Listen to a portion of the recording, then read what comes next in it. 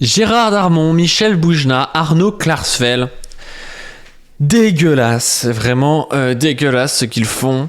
Vous allez voir les propos tenus et les actions de chacun par rapport au génocide actuel à Gaza, par rapport aux musulmans. Et vous allez voir la différence avec une fresque qui avait été faite dans la ville de Poitiers. C'était marqué 75 ans de colonisation, stop génocide, qui elle a été effacée. C'est-à-dire que vous allez voir le deux poids deux mesures entre des propos qu'on peut tenir quand on est plutôt pro-israélien et une fresque qu'on fait quand on est plutôt pro-palestinien, pro-paix. Vous allez voir ça. Alors on va commencer par les propos d'Arnaud Klarsfeld. Arnaud Klarsfeld qui dit organiser des grandes rafles de musulmans. L'utilisation de la sémantique et de la logique nazie par Arnaud Klarsfeld chez Arnaud Klarsfeld est effroyable, nous dit Babar le Rhino sur Twitter. Remplacer musulmans par juifs dans ses phrases, et c'est un discours tout droit sorti du Troisième Reich. Écoutez ce que nous raconte Arnaud Klarsfeld, c'est la folie. C'est dû en partie aussi à une immigration qui est incontrôlée, qui vient en partie de pays musulmans. Ils viennent de pays antisémites. Et une partie d'entre eux a apporté leur antisémitisme avec eux.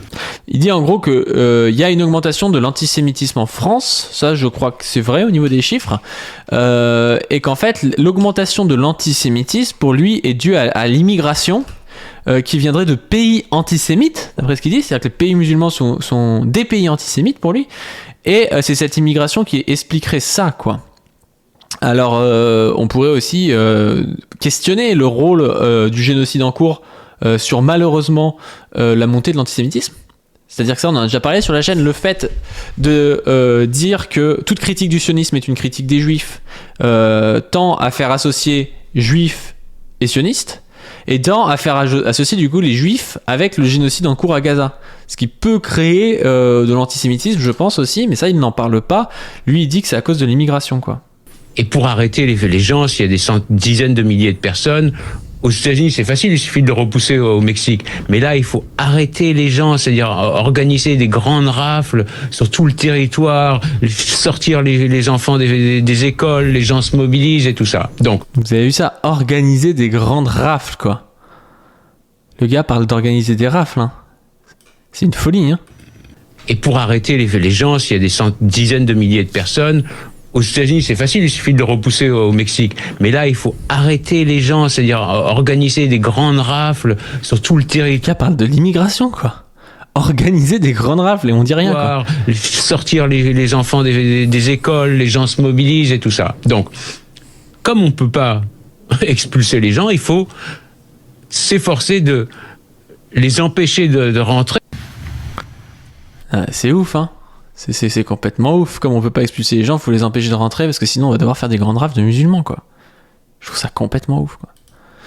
Vous avez Michel Boujna aussi qui a parlé des Gazaouis et qui dit en gros qu'ils sont qu'il n'y a pas de dommages collatéraux s'ils sont d'accord avec le Hamas, quoi. Il dit pour Michel Boujna, le massacre des Gazaouis par Israël, c'est tout autant légitime que la lutte contre le nazisme. Ses propos sont à vomir selon LWCRD. Quand les Américains ils ont bombardé Berlin, ou Dresde, personne n'a rien dit. Tout le monde a trouvé ça légitime. On luttait contre les nazis. Donc je dirais même que même Hiroshima. Même Hiroshima. Attends, quel rapport entre Gaza et Berlin? Quel rapport entre les nazis et Gaza, quoi? C'est ouf cette rhétorique de zinzin là et qui passe, tout le monde s'en branle. Enfin, les mecs sont pas inquiétés. Vous imaginez en sens inverse, si vous avez un type qui soutenait dur comme fer, je sais pas, Daesh et qui disait qu'il fallait raser Israël, c'est une folie comme propos. Même Hiroshima. Si les Gazaouis sont d'accord avec le Hamas, s'ils sont d'accord, alors il n'y a pas de dommages collatéraux. Vous comprenez? Il n'y a pas, ça n'existe pas. S'ils marchent dans cette histoire horrible, alors c'était vous qui avez toujours insisté. Il n'y a pas de dommages collatéraux s'ils sont d'accord avec le Hamas. D'accord? Il n'y a pas de dommages collatéraux, c'est-à-dire qu'on peut tuer des civils s'ils sont d'accord avec le Hamas, quoi. C'est dingue, hein. Je trouve que c'est complètement, mais c'est complètement ouf comme truc, hein. Parce que même dans un pays, et je veux dire, même en Allemagne nazie, c'est pas parce que quelqu'un a voté pour le parti nazi que je suis pour buter le civil qui a voté pour le parti nazi. C'est pas forcément.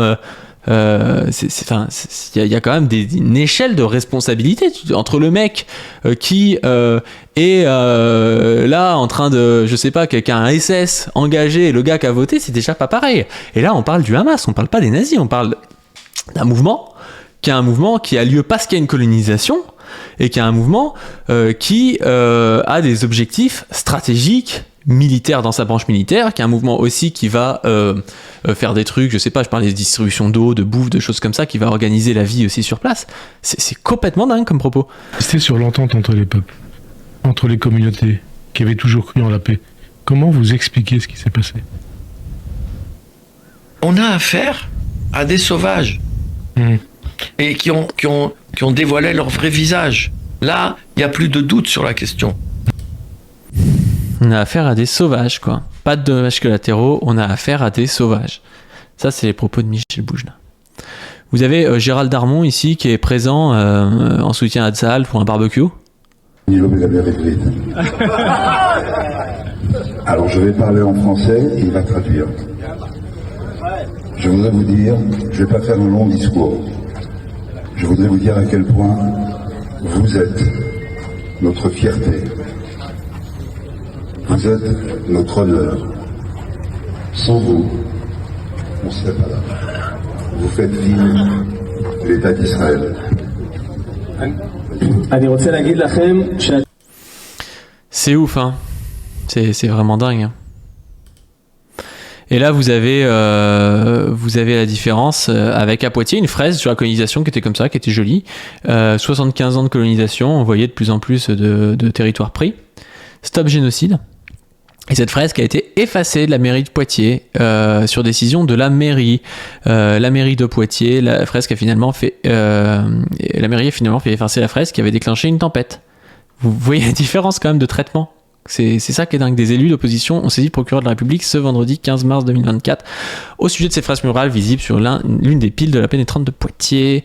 La fresque murale dénonçant la création d'Israël en 1948 qui est apparue cette semaine sur l'une des piles de la pénétrante de Poitiers suscite une levée de bouclier ce 15 mars 2024. 3 élus municipaux d'opposition, Alain Claes, François Blanchard et Anthony Brottier, ont saisi le procureur de la République pour lui signaler ces faits susceptibles de constituer un délit, expression purement politique. Ces 3 élus poitevins s'estiment que ce graphe constitue une provocation à la haine sous forme d'antisémitisme.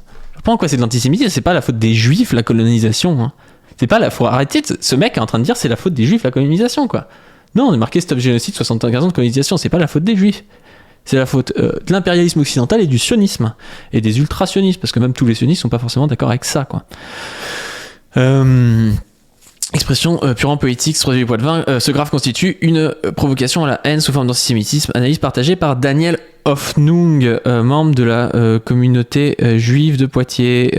C'est un tag révisionniste qui nie la reconnaissance d'Israël et implicitement veut sa destruction. La mairie ose dire qu'il s'agit d'une forme d'expression artistique et culturelle, c'est faux, c'est une expression purement politique. Cette démarche est revendiquée par l'un des membres du collectif qui a réalisé la fresque. Les murs sont un média d'information important et la Palestine dans son histoire et sa médiatisation internationale a, je pense, parfois subi des injustices, aujourd'hui plus que jamais. Je souhaitais le dire en grand, mais elle se défend de tout appel à la haine. Nous avons directement fait à la craie les signes Peace and Love pour bien exprimer notre appel au calme et à la réflexion sereine face à ce mur.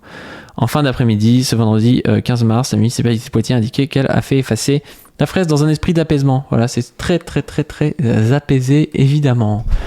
Sur ce, je sais pas ce que vous en pensez de tout ça, moi je trouve ça dingue.